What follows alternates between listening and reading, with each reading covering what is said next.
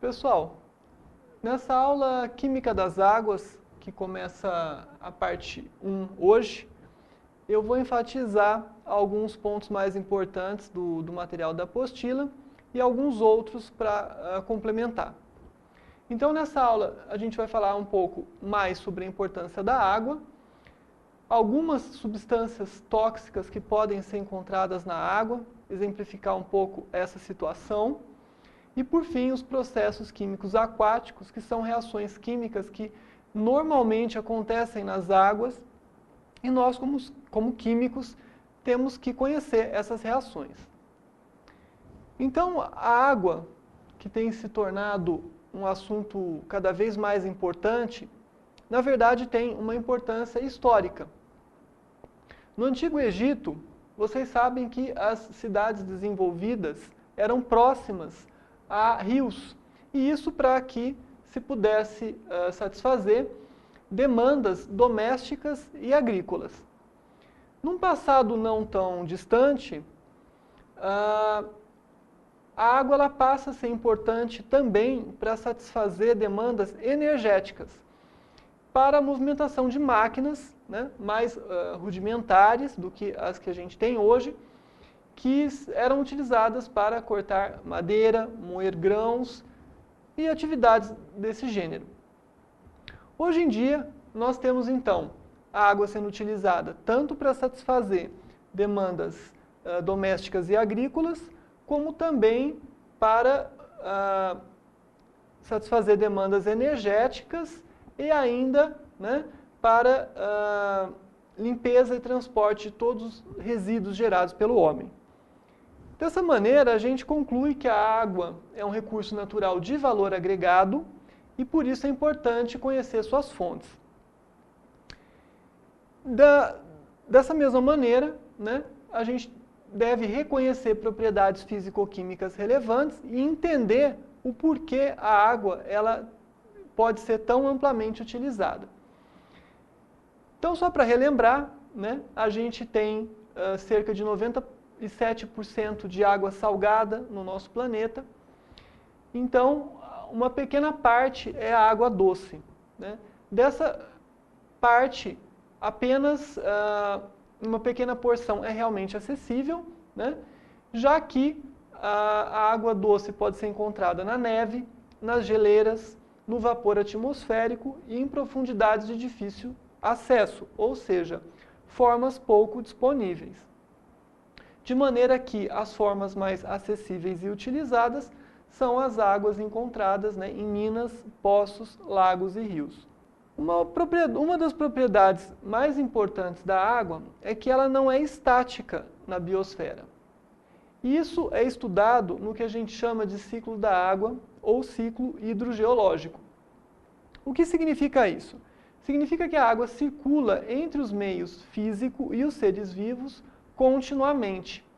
Então a água é evaporada dos mares, lagos, rios, pântanos, né, vegetais e animais. Isso significa a transpiração dos animais. Essa água forma nuvens, as quais alcançam regiões mais frias, condensam-se e caem na forma de chuvas, que aparecem na mídia, né, por exemplo, com o termo precipitação.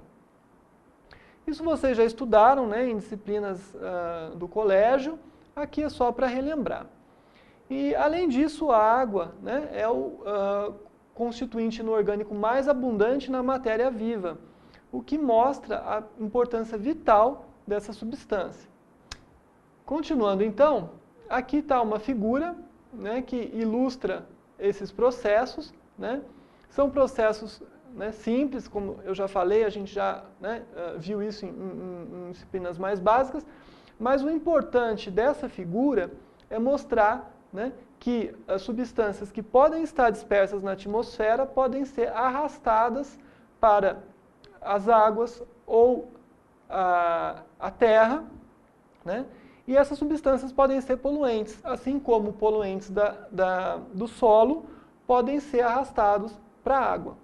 Então, o ciclo hidrogeológico ele é importante para distribuir a água, mas também tem um efeito, né, infelizmente um efeito indesejável, que é realizar o transporte de poluentes. Então, poluentes produzidos, né, em um determinado local, eles podem atingir um outro local que não tem nada a ver com essas fontes, em função desse transporte de substâncias, né, através do ambiente por meio do ciclo hidrogeológico.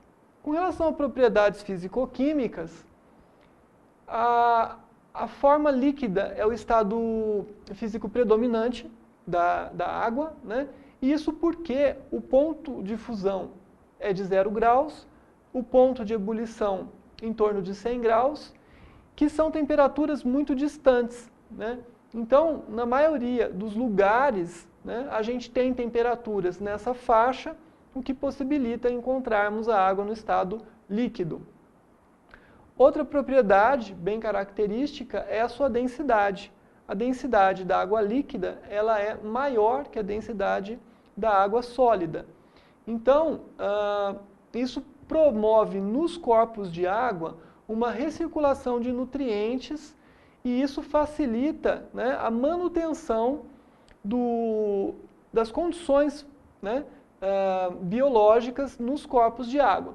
Então, nessa figura, a gente verifica exatamente isso, né? Se um corpo de água, né, um reservatório, tem nutrientes, né, mais ou menos dispersos, né, homogeneamente dispersos, numa transição de estação de ano, né, por exemplo, quando esfria, ocorre uma mudança, né, na densidade da água e essa densidade ela muda com a profundidade, né?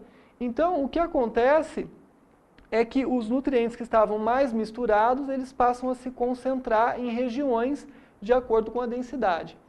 Quando ocorre a mudança da estação do ano, então a densidade da água altera novamente, né, e essa água se mistura melhor.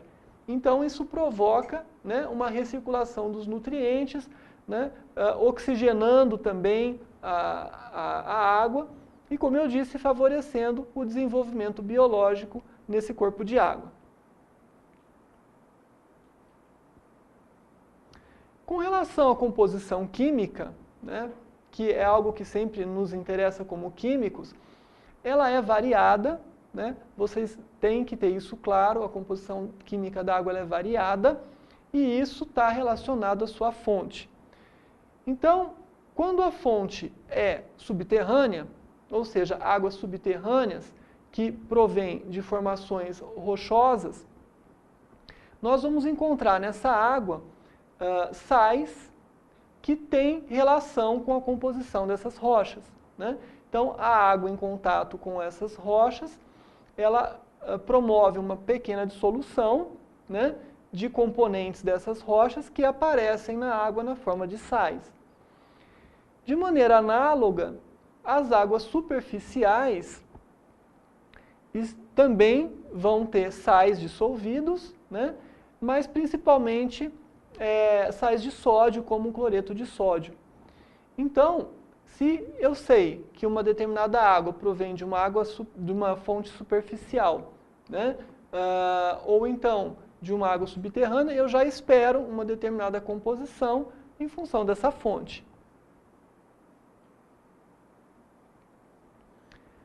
Dessa maneira, né, não existe no ambiente a água pura, né? A água ela contém sais na sua composição e, em função disso, existe uma classificação, né, para as águas. Então, a classificação mundial, né, é baseada no teor de sólidos e existe a classificação nossa aqui, né, do CONAMA, que é o Conselho Nacional do Meio Ambiente, que é baseada na salinidade da água. Entretanto, tanto na classificação mundial como no CONAMA, nós temos a classificação das águas em doces, salobras e salgadas. Nessa tabela, né, na verdade nos quadros 1 e 2, nós temos então os limites para essa classificação. Então, as águas doces, né, de acordo com a classificação mundial, tem um teor de sólidos dissolvidos inferior a 1000 miligramas por litro. Já as águas salgadas têm um teor de sólidos dissolvidos acima de 10.000 miligramas por litro. Então, né, uma condição, né, bastante diferente. Já no quadro 2, nós temos aqui a classificação do CONAMA, na qual as águas doces têm uma salinidade igual ou inferior a meio grama por litro, e as águas salgadas, né, só para comparação, já que a gente tem também a água salobra, né, com características intermediárias, essas águas, então, as salgadas, têm águas com salinidade igual ou superior a 30 gramas por litro.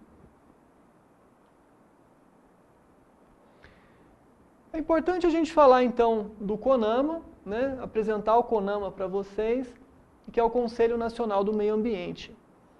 O CONAMA criou a resolução, né, sobre a qualidade de recursos hídricos.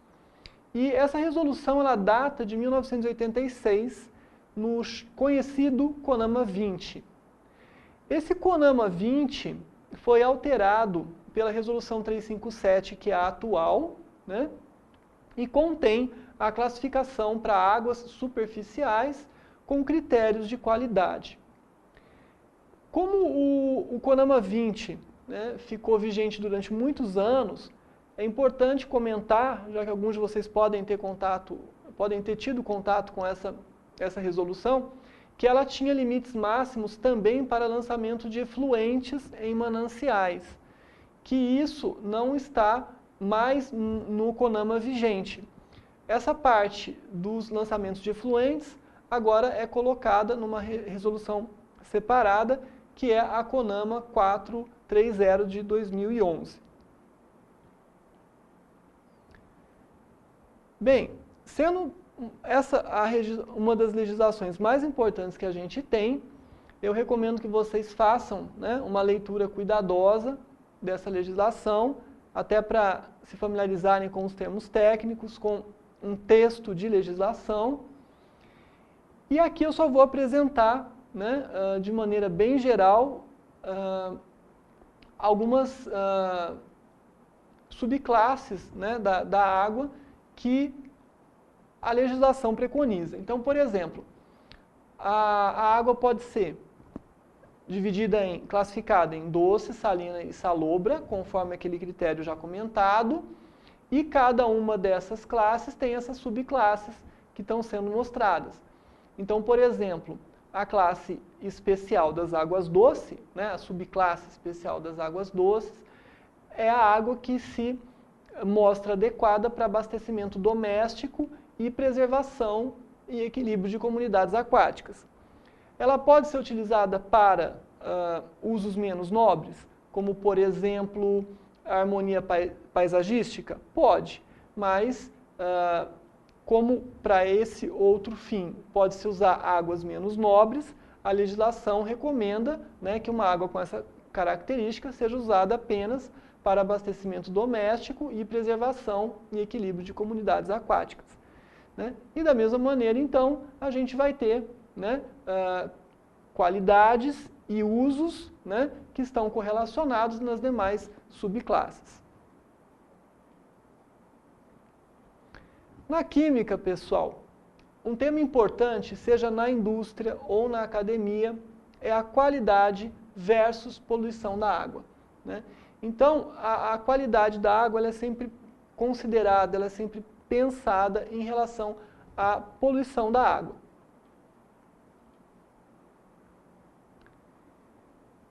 E isso porque o aporte, né, de poluentes pode ser pontual ou difuso.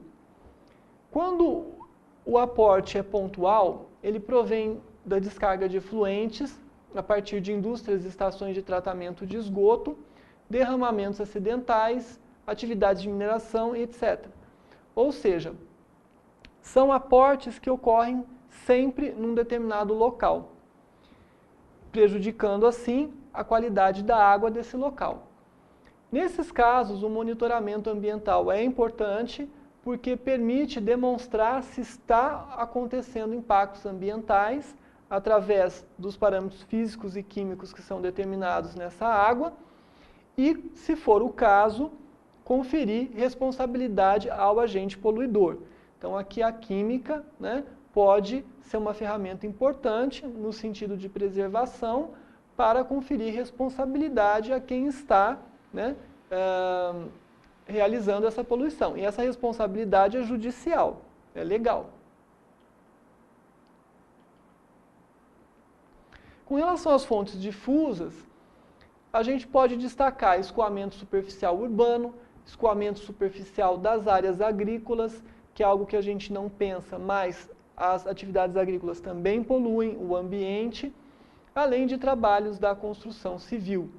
Essas fontes, então, são difíceis de serem determinadas, porque elas são temporárias, né? Então, a poluição ocorre durante o período em que estão ocorrendo, e também podem ser intermitentes, ocorrer de forma não sequencial.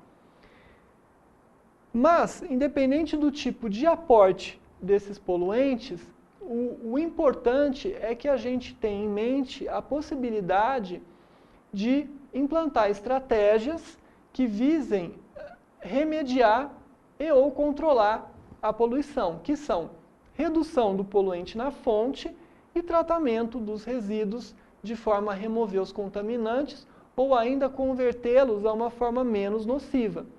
E um exemplo muito cotidiano desse tipo de estratégia é o tratamento de água e esgoto, né, que nos garante uma água adequada para abastecimento e evita, no caso do tratamento de esgoto, né, a poluição de águas que podem ser utilizadas, por exemplo, para abastecimento. Bom, sendo então os poluentes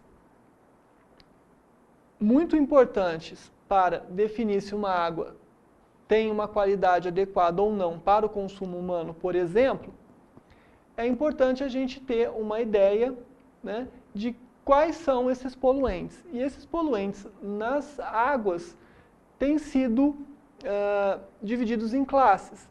Então, a primeira classe é a classe dos micro-organismos patogênicos, como bactérias, vírus e parasitas. Isso porque sabe-se que a água é um dos principais vetores de transmissão de doenças.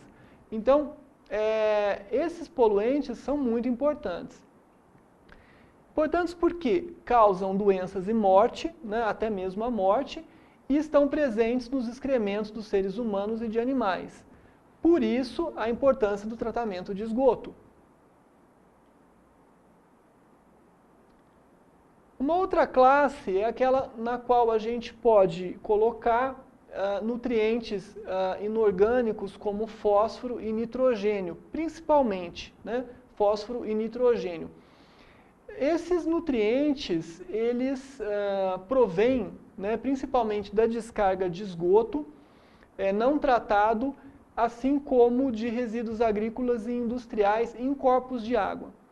E nesses corpos de água, o que vai acontecer é a eutrofização artificial, que já é um processo até bastante conhecido. Em termos biológicos, o que acontece é que o aporte excessivo desses nutrientes, ele provoca o crescimento descontrolado de algas.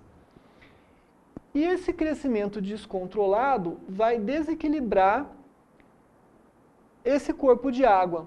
Todas as reações físicas, químicas e biológicas que acontecem nesse corpo de água, de maneira que ele passa, depois de um tempo, a entrar num processo de degradação. Então, mesmo, né, ele promovendo o crescimento de algas, né, que é algo natural, como é um crescimento descontrolado, ele vai gerar, num tempo maior, né, num longo período, a degradação desse corpo de água. Isso acontece de que forma? Né? Inicialmente, o crescimento excessivo na população de algas vai aumentar o consumo de oxigênio dissolvido nesse corpo de água, né? Então, esse aumento na demanda por oxigênio vai gerar uma diminuição no teor do oxigênio disponível, por exemplo, para os peixes e outros organismos, né? Então, com o passar do tempo, nessa água passam a se desenvolver, né, organismos anaeróbios que atuam em processos de decomposição de material orgânico. Assim como essas algas passam, né, a não se desenvolver mais pela falta de oxigênio, entrando então no processo de degradação. Então, no estágio final do processo de eutrofização, né, são produzidos compostos mal cheirosos e altamente tóxicos para a biota, quando então o corpo, né, de água passa a entrar num estado de degradação. Então, na figura aqui, né, do slide, a gente vê, né, o aspecto de um corpo em estado de degradação. Passando agora para a terceira classe, nós temos compostos orgânicos sintéticos, que são produzidos globalmente ao nível de milhões de toneladas. Esses compostos, né, vocês devem pensar que são empregados na produção de plásticos, fibras sintéticas, borrachas sintéticas, solventes, pesticidas, que são usados, por exemplo, na agricultura, e agentes preservantes de madeira. Ou seja, são compostos, né, com usos importantes, mas que no ambiente podem ter consequências negativas. Isso porque uma das suas principais características químicas é o fato de que são resistentes à biodegradação. Então, esses compostos ficam no ambiente durante muito tempo, podendo participar, né, de reações químicas indesejáveis e conferir toxicidade, né, aos organismos que entrarem em contato com essas substâncias. Além disso, né, um fato indesejável em relação à presença dessas substâncias no ambiente é a questão de que o efeito de muitos desses compostos, né, sobre os mais variados tipos de organismos aquáticos ainda é pouco conhecido, né? Então, existem aqueles cuja toxicidade já se conhece e aqueles compostos cuja toxicidade ainda não é conhecida. Então, por isso, a presença desses compostos também é indesejável. A quarta classe é a classe dos metais pesados, que também gera bastante discussão, inclusive na mídia, né? São poluentes já bastante conhecidos, inclusive de pessoas que não são da área da química. E isso porque, né, os metais, em especial aqueles designados pesados, são utilizados em diferentes setores da indústria, né? Então, mesmo sendo substâncias tóxicas, como tem usos importantes, acabam, né, em função, né, do uso, contaminando o ambiente. Então, segundo o CONAMA, né, quem são esses metais? Quem são essas substâncias, né? Essas substâncias são o arsênio, que eu destaco aqui entre aspas, porque na verdade ele não é um metal propriamente dito, né? Mas ele acaba sendo considerado junto com as outras substâncias que são metais, além então dos metais como cádmio, chumbo, cobre, cromo, mercúrio, níquel e zinco, que devem, né, nesse contexto, ser monitorados nas amostras ambientais e, por isso, no CONAMA a gente encontra teores máximos permitidos para águas. Em termos toxicológicos, né, que tipo de problema esses metais podem causar, né?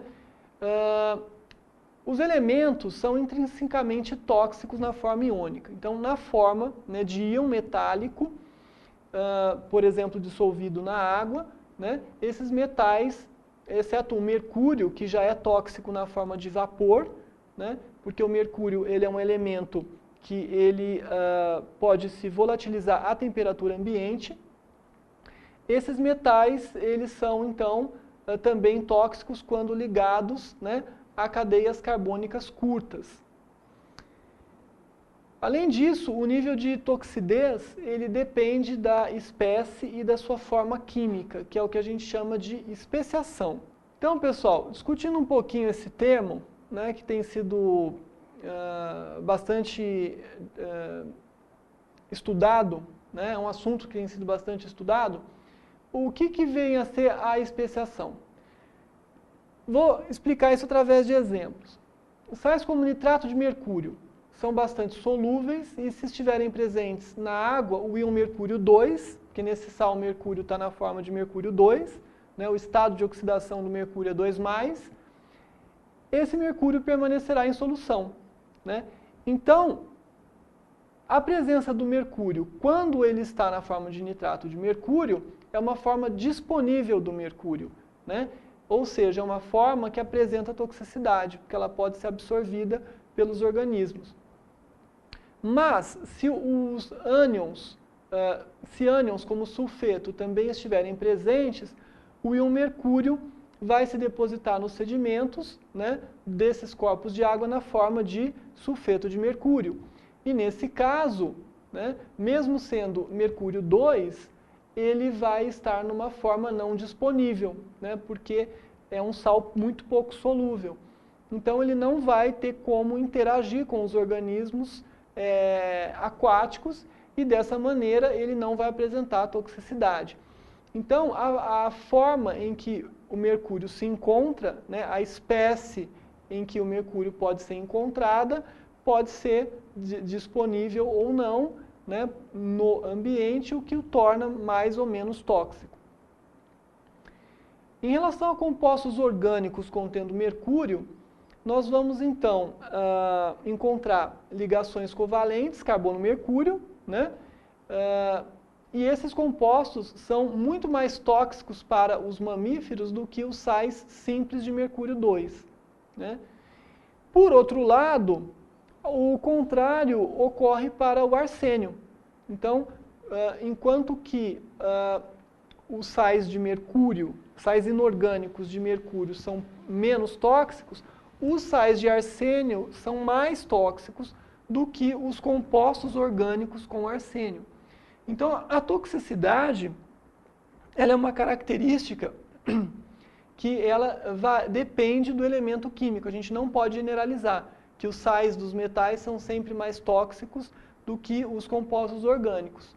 Tá? Isso vai depender do metal, do elemento químico em questão. Então, partindo agora para a terceira parte da aula, que é a parte dos processos químicos aquáticos, eu preciso dizer para vocês que os componentes das águas afetam o seu uso, assim como os poluentes agregados afetam suas características originais. Então, por que isso acontece? Isso acontece por conta das reações químicas que naturalmente acontecem nas águas e que podem ser alteradas pela presença de poluentes. Vou citar então algumas das reações, né, que são aquelas mais importantes e que vocês precisam ter uma ideia, né, de como essas reações acontecem. Então, a gente tem no ambiente reações ácido-base ou reações redox. No caso das reações ácido-base, são reações que vão gerar, né, serem responsáveis pela presença de íons dissolvidos, né, e que são, então, devidas a fenômenos ácido-base e de solubilidade, como vocês já estudaram, né, na disciplina de Fundamentos de Química Analítica. Já as reações redox, elas controlam o teor de matéria orgânica dissolvida na água. Né? Então, as reações ácido-base e de solubilidade vão influenciar a composição inorgânica, enquanto que as reações redox vão influenciar a composição orgânica da água. Começando a exemplificar essas reações, no caso, né, das reações ácido-base, o primeiro conjunto de reações que se estuda é um conjunto designado sistema CO2-carbonato. O que é esse sistema CO2-carbonato? É um conjunto de reações que explica por que o pH da água não é 7, né? Na natureza o pH da água varia entre 6 e 8, e isso está relacionado, né, com essas reações que são reações de equilíbrio químico. Então a gente verifica aqui na primeira reação né, a solubilização do CO2 gasoso na água, gerando o ácido carbônico, que é um ácido fraco. O ácido carbônico, ele resulta, então, dessa reação, né, mas também da decomposição da matéria orgânica na água. Então, vejam como os processos eles podem, né, estarem interligados. E esse ácido carbônico, então, que é um ácido fraco, ele dissocia em H+ e bicarbonato, sendo, então, responsável pelo abaixamento do pH. Né? Mas como o ácido carbônico é um ácido fraco, então o pH da água ele é levemente ácido, e não muito ácido, porque ele não tem uma dissociação completa. Com relação ao íon carbonato, né, as principais fontes são as rochas calcárias, formadas principalmente de carbonato de cálcio, embora o carbonato de cálcio seja um sal pouco solúvel, mas o pouco, né, de carbonato que se solubiliza interage com a água formando mais bicarbonato e íons OH-, que são então responsáveis pela elevação do pH da água. Então, dependendo da extensão dessas reações, a gente pode ter uma água um pouco ácida ou um pouco alcalina. Passando agora para as reações de oxidação-redução, a primeira delas é a questão do oxigênio dissolvido. Né? A concentração de oxigênio dissolvido em água é baixa, mas como os peixes necessitam de água que contenha pelo menos 5 ppm de oxigênio dissolvido, né, se essa água não tiver uma demanda química de oxigênio elevada, essa água pode ser adequada para peixes, por exemplo. E o oxigênio molecular, né, através dessa reação de solubilização, se torna o agente oxidante mais importante em águas naturais. Um exemplo, então, né, dessa reação do oxigênio dissolvido em água, né, é a degradação da matéria orgânica. Então, a matéria orgânica exemplificada aqui nessa reação como CH2O, né, representando o carboidrato, por exemplo, de fibras de plantas, gera CO2 e água. Então, a matéria orgânica de origem biológica, por exemplo, plantas mortas, restos de animais, né, é oxidada pelo oxigênio dissolvido em água, que tem então a sua concentração dissolvida. Por isso que não se pode, né, jogar material orgânico na água, porque esse material orgânico vai consumir o oxigênio, né, numa reação química espontânea, né, que ocorre naturalmente, e esse oxigênio gasto na degradação vai faltar para os peixes, por exemplo. Né? Então aqui a gente vê a importância desse parâmetro químico, que é a demanda química de oxigênio, que está no CONAMA, assim como a demanda bioquímica de oxigênio, que é abreviada pela sigla DBO. Então, o que é a demanda bioquímica de oxigênio? É a capacidade da matéria orgânica, presente em uma amostra de água natural, consumir o oxigênio dissolvido. Por outro lado, pessoal, essas reações de decomposição podem acontecer também na ausência de oxigênio. Nós temos águas que têm, né, pouquíssimo oxigênio dissolvido. Então, nesse caso, a decomposição é feita totalmente por bactérias, né, bactérias anaeróbias, que geram, né, metano e dióxido de carbono. O dióxido de carbono também é gerado, né, nos meios oxigenados, mas o metano não. Ele é um produto que é gerado apenas quando a decomposição é anaeróbia. Então, esse tipo de decomposição é indesejável porque o metano é um gás tóxico e ele traz outros problemas para o ambiente, né, como a gente vai estudar na química atmosférica. Então, quando bactérias apropriadas estão presentes, a matéria orgânica dissolvida na água decompõe-se sob condições anaeróbias. E isso pode acontecer em águas estagnadas, como pântanos, e na parte inferior de lagos profundos, além, né, do caso dos corpos de água eutrofizados. Um outro exemplo de reações de óxido-redução importante é o caso da drenagem ácida de Minas, que são reações que acontecem em águas subterrâneas que liberam íons de metais presentes nos minérios, né, dessas minas.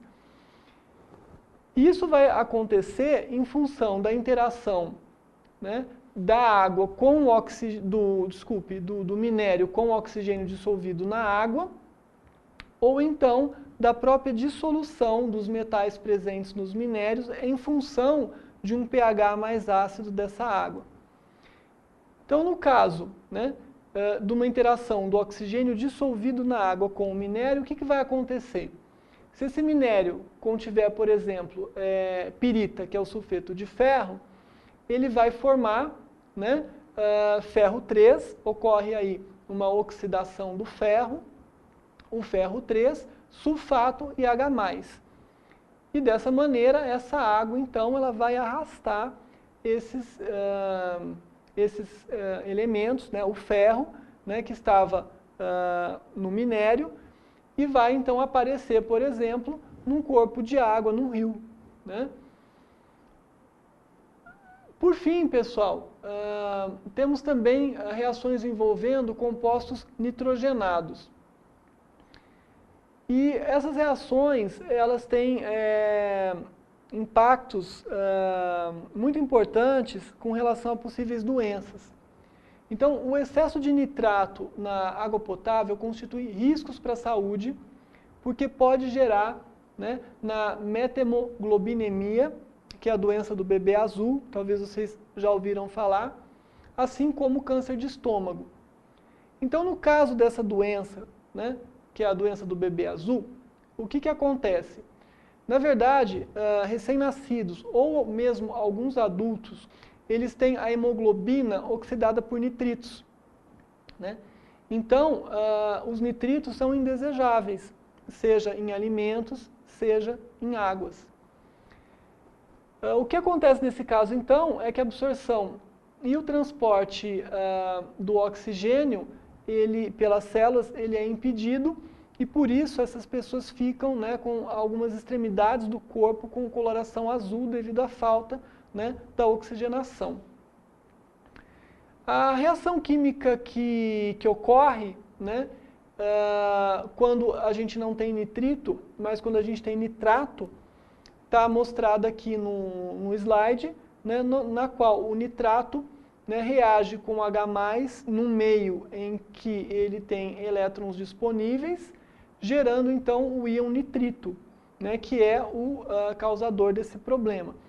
Então, por isso que tanto o nitrito como o nitrato também são indesejáveis nas águas. E por isso existem níveis máximos permitidos para nitrato e nitrito no CONAMA. Com relação, então, ao câncer de estômago, o que acontece é que íons nitrato na água potável ou nos alimentos pode levar à formação de N-nitrosaminas, cuja fórmula geral está representada aqui, né? Então, dependendo do composto, eu posso ter diferentes substituintes nas posições R1 e R2. Um exemplo, né, de N-nitrosamina é a N-nitrosodimetilamina, cuja fórmula está mostrada aqui. Também está mostrada aqui, que pode ser encontrada em águas potáveis que foram poluídas, né? E, por outro lado, né, é um composto que ele pode ser decomposto com tratamento UV. Né? Alguns tratamentos de água, a gente vai ver isso ainda, podem utilizar radiação UV, ou mesmo esses purificadores de água domésticos, alguns deles têm a radiação UV que podem decompor compostos como a N-nitrosodimetilamina. Pessoal, então, esses são os pontos que a gente precisava discutir nessa aula. Aqui estão as referências que eu utilizei para preparar essa aula. Vocês não precisam estudar todas essas referências, mas precisando aprofundar, entender um pouquinho melhor qualquer um desses pontos, vocês encontram esses assuntos nessas referências. Então, obrigado e até a próxima aula.